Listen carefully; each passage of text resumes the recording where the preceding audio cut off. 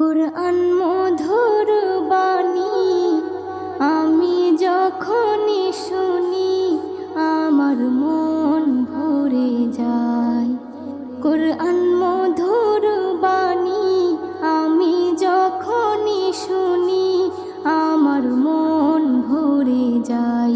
শোনো মুমিন মুসলমান, পড়ে দেখো না কুরআন, কত শান্তি পাওয়া যায়।